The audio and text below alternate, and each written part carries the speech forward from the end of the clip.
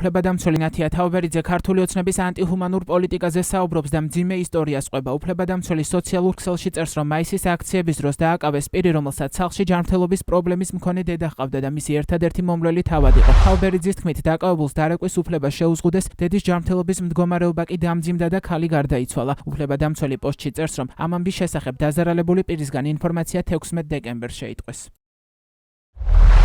გუშინ ერთ-ერთ აქციაზე დაზარალებული დაკავებული პირი მოვიდა ჩვენთან. ეს ადამიანი დააკავეს, ყველაფერი წაართვეს, არსად დაარეკინეს. არადა ლოგინად მყოფი, ავადმყოფი დედისთვის ერთადერთი მომვლელი იყო. დედა გარდაიცვალა. ეს ამბავი დაკავება მაისის აქციის დროს მოხდა და გუშინ გავიგეთ. ბევრი მეკითხება, ზუსტად როდის გარდაიცვალა და ასე შემდეგ. რა მნიშვნელობა აქვს ზუსტად როდის? მთავარი საშინელება ის არის, რომ ორი დღე დაკავებულ ადამიანს არ მისცეს დარეკვის უფლება და როგორც თვითონ გაგვიზიარა, მარტოდ მყოფი დედამისის მდგომარეობა ამ ორ დღეში ძალიან დამძიმდა. ამ არაადამიანურ დანაშაულზე აუცილებლად პასუხს აგებს დღევანდელი რეჟიმი. იცოდეთ, რომ აუცილებლად მოითხოვეთ, გაესაუბრეთ იურისტებს, დანაშაულის წამების ფაქტების ხილება და დოკუმენტირება, გასაჩივრება აუცილებელია. ამდენი მოპარული ნივთი, ტელეფონი, ეს კიდევ ცალკე ამბავია. თითქმის ყველა დაკავებული და ნაცემი ადამიანი ამავდროულად გაძარცვეს კიდეც.